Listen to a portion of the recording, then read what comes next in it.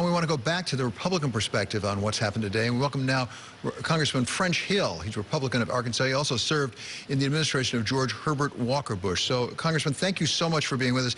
And let's talk specifically about stimulus if we can, because I know you really focus a lot on this issue. And we've had now two Republican senators, moderates, people would say, Murkowski and Romney, come out and say, I'm not so sure about this stimulus. Where are you on the stimulus proposal that you've heard out of the new president?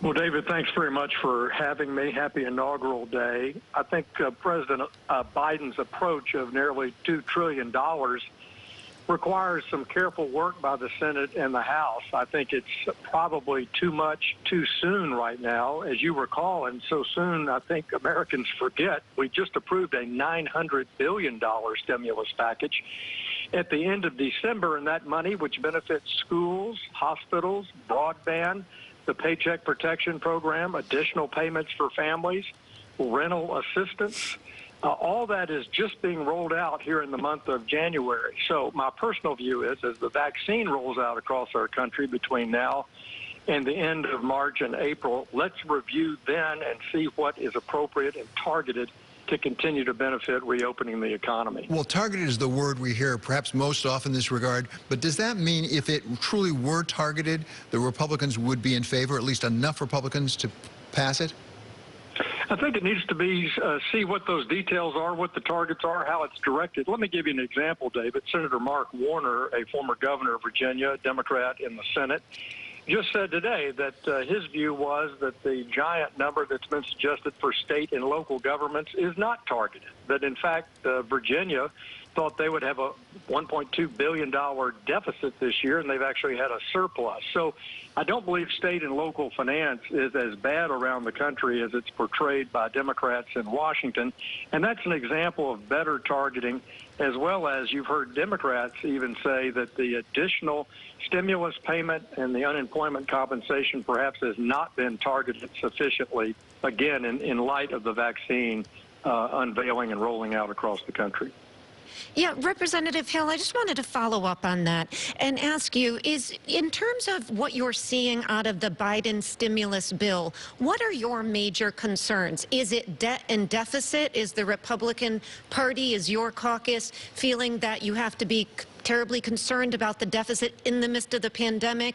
Is it the minimum wage? Is it the money to state and locals? Where is your primary concern? And what do you think a number might be that you could get to on that side? Well, I'm not evaluating whether or not we need additional stimulus or how it's structured based on the total dollars. We've put, as you know, almost $4 trillion in the American economy in less than a year now, and not all of that money has even been spent by the states and by the cabinet agencies it's been awarded to. So I think the key concern for me is targeting, and targeting where? Is it in the hospitality industry, the travel and leisure industry? Is that where the targeting needs to be?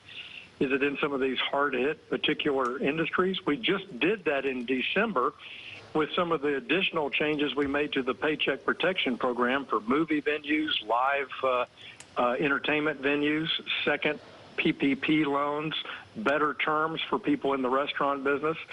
So it's not about a single number or whether it's good or bad. It's about, does the economy need it, and will the economy broadly be benefited by it? Okay, for our Bloomberg audiences on TV, radio, and Quick Take, we are right now speaking with Representative French Hill, Republican from the state of Arkansas, even as we watch as there is an exchange of gifts being presented to the new president, President Biden, and Dr. Jill Biden, the First Lady there. We've had a painting, we've had some flags, we're also going to have a photograph. So Representative Hill, let's go back for a second and ask you, as a practical matter, are there things you can work with this administration on? Are there things that you'd want to get done with them? Well, certainly. I think we need to proceed on our trade arrangements with Great Britain, with the EU, complete our trade arrangement with Japan that President Trump started. Those are critical to the growth of the United States and jobs in the United States. I think we also need to understand that we have a commitment to national security, both in Asia and Europe. I think the Biden administration will work well in Congress there. Next, pivoting and getting our allies on the same page with us as we confront China's changing a policy to the world in both military, diplomatic, economic terms. Those are areas clearly where we have things in common. And in getting the COVID vaccine distributed and getting the economy reopened, I think there's more common ground than one might think. So I'm optimistic that there are places for the parties to come together. With a very narrow divide in the House and Senate, that should compel, in my view, work together with the new administration. Thank you, Congressman Hill. This very interesting perspective that you've got, and frankly, quite reasonable for an incoming administration to hear from a Republican in the House. You were on the floor during the joint session 2 weeks ago when the Capitol was invaded by rioters, and then you were there today to watch the passing of power in a very peaceful way. But you were overlooking a mall that had no people in it. And I'm curious, what was your perspective at that time, looking out over the expanse, quite a different inaugural than we've seen before, under incredibly trying circumstances? Did that leave a perspective for you? And is there something that you can take with you going forward that will help ensure that this kind of comedy that you've just been describing can make its way into the legislative process? Well, I was struck today. It was a beautiful day on the Mall, and I was sad that the American citizens were not spread between the Capitol building and the Washington Monument, as is normally the case, to celebrate the incoming administration. I was sad that President Trump chose to not attend the inaugural ceremonies and instead leave the city early. But I was heartened by the fact that American democracy turned the page today in its typical, elegant, wonderful way, with music, with poetry, with oratory. And so I left the ceremony inspired and ready to see a new day for the United States, and let's move forward together and do the best we can on behalf of our citizens.